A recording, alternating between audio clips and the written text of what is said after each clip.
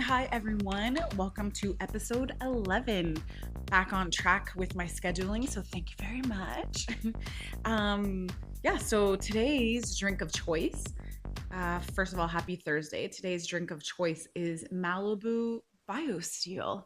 Let me tell you, phenomenal. Definitely want to have this again. Mm. So, cheers. I hope you guys have the best Thursday. Let's get to it. Okay. I made some notes. Actually, wait, I want to pause. I went to my girlfriend's bridal shower on the weekend, and it was so cute. Like a lot of her friends were, they told me that they listened to the podcast. So if you're listening, won't say your guys' names to embarrass you for this crazy podcast, but thank you so much. All of your like feedback and your kind words, like it really meant a lot, and it was super sweet, and it was just like really, really nice. So thank you. Okay. Let's get to my notes. So, number one, dating and getting back out there. Okay. So, recently I've joined Facebook dating. So, I don't know if anyone has ever tried to go on that, but it's actually a little bit better than Hinge or anything else because you get to see like your friends in common, which it eliminates stranger danger, or you can like strike up conversations better, like how do you know this person or that person, whatever. But I didn't even know that it was like that, so I thought it was where you like you press the heart unless you get the likes like Instagram. Anyways, and it's like check out Facebook dating, without having to set up a profile and just check it out. I was like, fuck yeah. So I clicked and I was like, okay, some decent people here, why not? So I joined and whatever. So I went on one date. This guy already, you guys are yes, a date already. He'll never listen to this. He doesn't follow me on Instagram. This isn't going viral. I mean, hopefully, but not. Anyway, so he suggested to go meet him and like whatever, like at his house. And I was like, oh, this isn't COVID. Like, I'm not doing the whole meetup at someone's house, like for the very first time. First of all, murder vibes. Second of all, no. But he suggested, which was really cute, to go watch the sunset and like go for a ride in his Jeep, whatever. So I was like, okay, where do you want me to meet you? He's like, well, you can meet at my house and park in my driveway. I'm like, okay. So we do that. We grab ice cream, we go watch the sunset, and like we're talking and talking and talking. And I like, truth be told, I don't think that there was chemistry, but I don't think both ways. So like I don't know, like when we started talking, it kind of just like not like pressure was off the table, but it kind of was like we were just like shooting the shit. Conspiracies, talking about COVID. I didn't bring it up. No one fucking shoot me about that because everyone knows how I feel about that. He did. So we were talking about that and this and that, and didn't really go much into politics or anything like that, if anyone's wondering. And anyways, and then at a certain point, he's like, "Oh, I have to go pick up my son." I was like, "Oh, yeah, no problem." So we were together for an hour. It was the shortest date I've ever had. And you want to know what? That could have been super intentional. Sorry, I'm gonna sneeze. My allergies are so crazy. Oh, is anyone else's allergies like out of bloody control? Hang on. Okay, it's gone. So I think his plan, which is smart, like I'm not gonna take this stranger on a date or spend money on alcohol or do any of those things. Like I don't know her. I don't know if she's worth it. Like I've heard guys say this before on dates with me. Okay. And they're like, that's why I asked you out because like, yeah, you're worthy of a second date. I'm like, ugh. After that second date, I was done. It's like the biggest turnoff ever to say that. Anyways, I don't know if that was his motive behind this super short, quick meet up with him, have a McDonald's ice cream. Not that it matters, but it kind of does a bit. Anyways, and then on the way back, he was like talking about like his work and my work, and he's a super successful guy. Um, and I was like, yeah, if you want, yeah, I'll send you samples from my work. And I'm like, now that I know your address, I'm like, "But I could be a murderer for all you know." Okay, if anyone knows my sense of humor, obviously I'm joking. So I don't know if that was it. I don't know. I don't know if it turned him off. He was so scared. I have no idea. But honestly, truthfully, I just don't think there was any chemistry. Anyways, I'm driving back home and I was like, like I didn't expect a call. I don't think he expected a message from me either, like both ways. It was just like, that's it. But I ripped off my band-aid. I'm gonna go back out there and start dating again, which I need to do. I took a really long break from it. I don't know about anyone else, but I just get so tired of small talk, so tired of it. Like I can't do it. I get so turned off that I just like I delete the app. I could have like five hotties loaded up in my whatever, my inbox, and they're messaging me and I'm like, okay. I'm like, oh yeah, wait, I didn't write that guy back. I gotta write that guy back and that guy. And then like work happens or an event happens, whatever, and then I just see them piled up and I get anxiety. I'm like, fuck that, and I delete it because it's super repetitive. And I know it's just the name of the game. You got to get through that and then meet up and whatever. Um, so I get it. But this time around, I am not putting all my eggs in one basket. Like I'm not gonna just focus on one guy because that's what I do usually. I can't have a conversation with eight guys at the same time. I can't. Like my focus has to be like on one person. If they tell me this about their family or their job, like I need to remember it. I can't scribble, scrabble, and scramble all the guys' information together and then fuck it up. I just feel so guilty, so I can't do it. But this time I'm gonna do it. I'm gonna do it. But I'm going to make sure that the dates line up faster than the talking stage. Um, just so that you could see if there is chemistry and both ways. Like I said, the first guy, maybe he was like, ew, gross, no, happens to everybody. So that could have been, I just could have been not his cup of tea. He wasn't really mine. So but you got to get out there.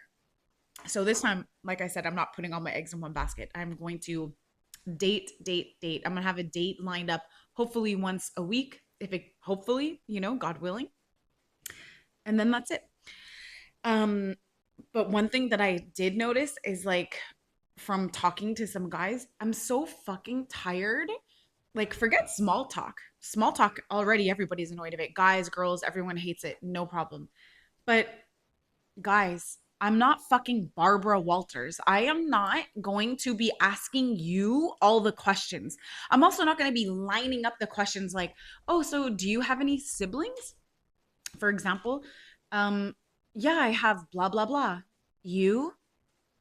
Oh, yeah, I have two sisters and a brother. Okay. So yeah, so like what are you up to this weekend? I'm doing this. You?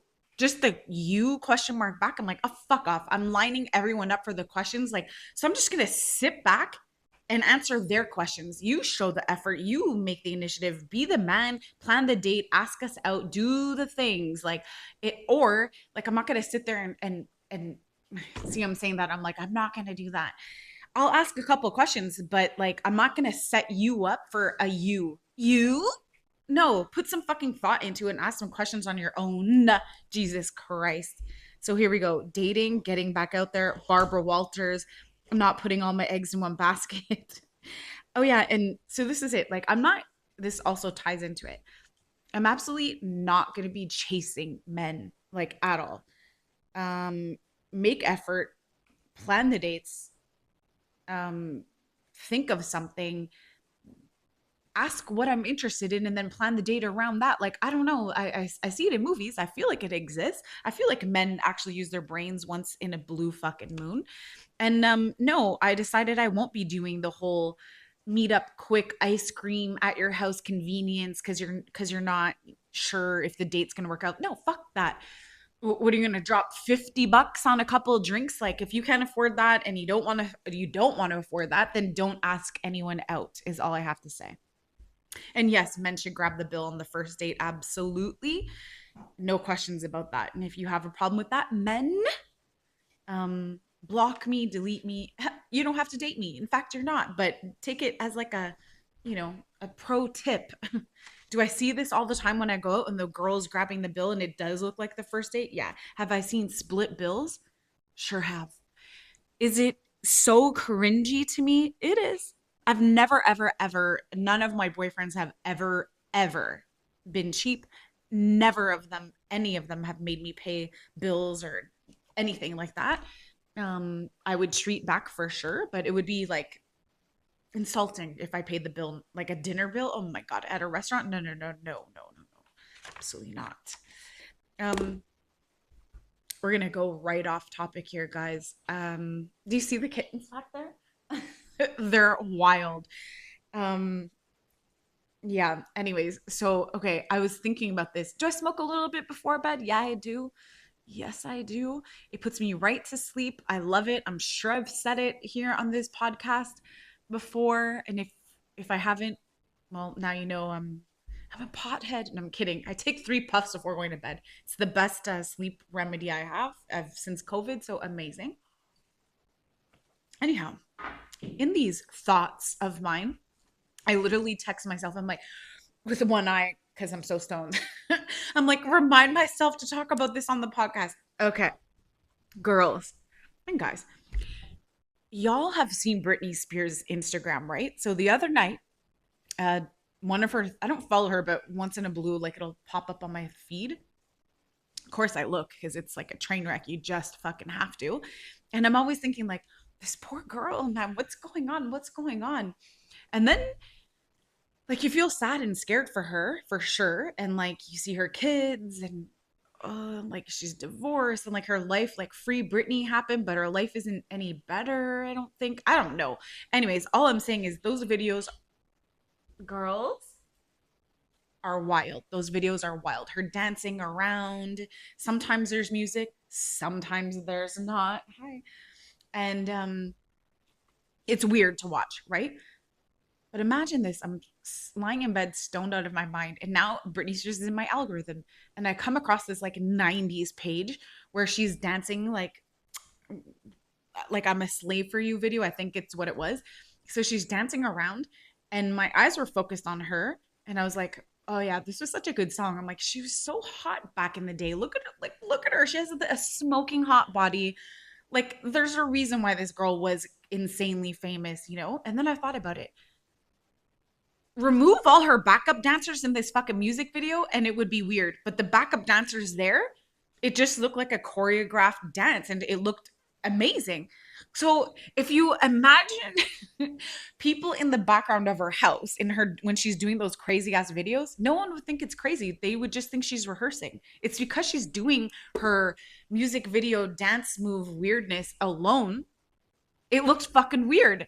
Like, are you guys following me? I swear to God, I'm not drunk and I'm not stoned. I'm literally like, think about it. Her home videos, if she had backup dancers doing the exact same thing, she would not be spoken about in this way.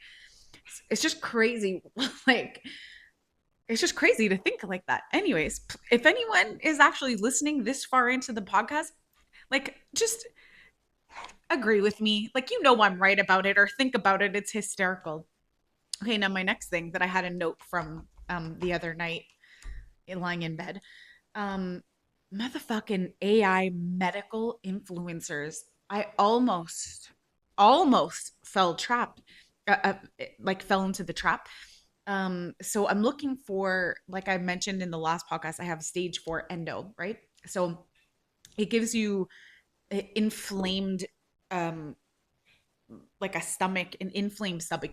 There's nothing that you can do about it. I've already had the surgery. It's like all of your organs and everything is super inflamed. Plus I have stage 4, so it's the worst, right?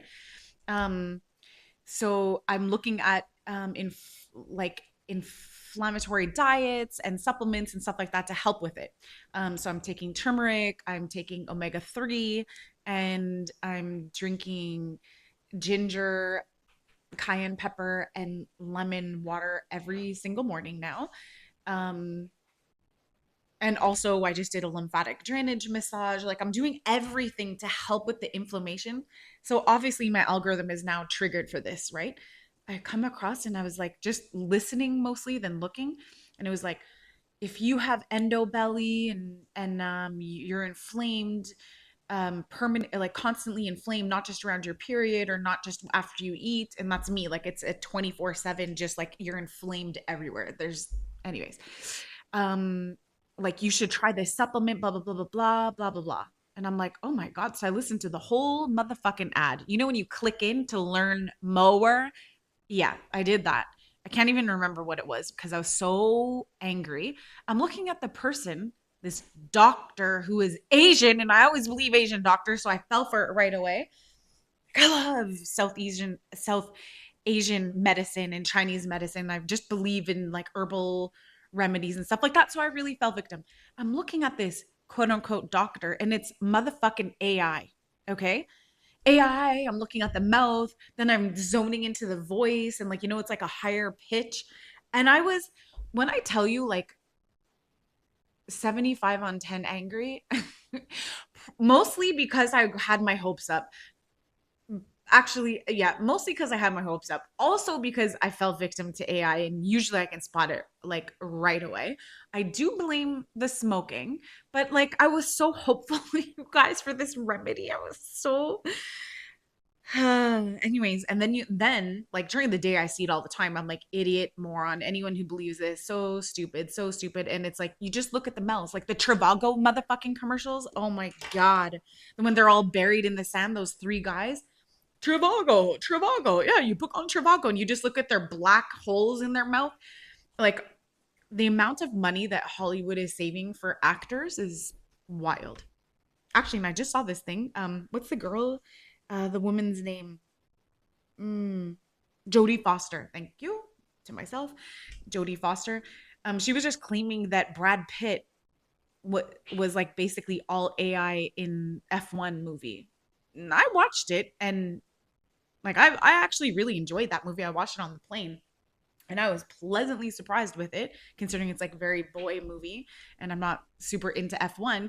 But I watched it because obviously I love Brad Pitt to death. He has always been a crush of mine, even though he's like 11 seconds younger than my parents. I don't even care.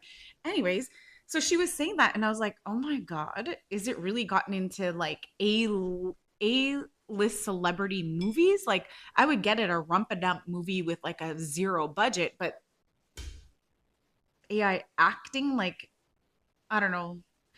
I would see how AI acting would be amazing if, like, say, if tragically someone were to pass, like a main character would pass in real life in a movie, and then you kind of need to finish the rest of the movie. So you use like an AI version. Great. Yeah, do that.